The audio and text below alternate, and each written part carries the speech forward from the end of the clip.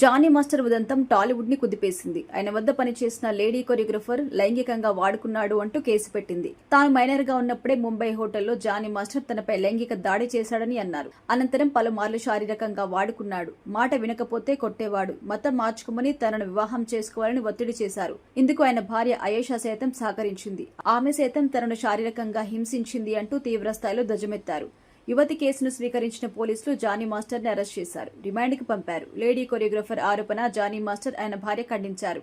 ఆమె ఆరోపణల్లో నిజం లేదు. జానీ మాస్టర్ ని కెరీర్ పరంగా దెబ్బతీసేందుకే లైంగిక వేధింపుల కేసు పెట్టారు. లేడీ కొరియోగ్రఫర్ వెనుక కొందరు పెద్దలున్నారంటూ ఆరోపించారు. జైలు పాలైన జానీ మాస్టర్ నేషనల్ అవార్డు సైతం కోల్పోయారు. ప్రభుత్వం జానీ మాస్టర్ ని అనర్హుడిగా ప్రకటించి అవార్డు వెనక్కి తీసుకుంది. ఇక అప్పుడప్పుడు వీరి మధ్య మాటల యుద్ధం సాగుతోంది. తాజాగా ఒక ఇంటర్వ్యూలో పాల్గొన్న లేడీ కొరియోగ్రఫర్ సున్నితమైన అంశాన్ని లేవనెత్తింది. జానీ మాస్టర్ తన ఇద్దరి పిల్లలకి ముస్లిం పేర్లనే ఎందుకు పెట్టారు? ఒకరికి హిందూ, మరొకరికి ముస్లిం పేరు పెట్టొచ్చుగా. ఎలాంటి పేర్లు పెట్టాలనే విషయంలో వారికి స్వేచ్ఛ ఉంది. అది వారిష్టం. కానీ ఒక సనాతని హిందూ అమ్మాయిని వివాహం చేసుకున్న జానీ మాస్టర్ ఇద్దరికి ముస్లిం పేర్లు ఎందుకు పెట్టాడు అంటూ సున్నితమైన అంశాన్ని లేవనెత్తింది. జానీ మాస్టర్ భార్య అయేషా నిజానికి హిందూ అమ్మాయి.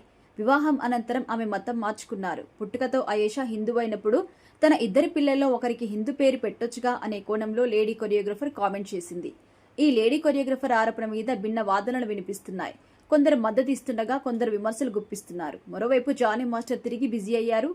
ఆయన పలు భాషల్లో కూడా పనిచేస్తున్నారు.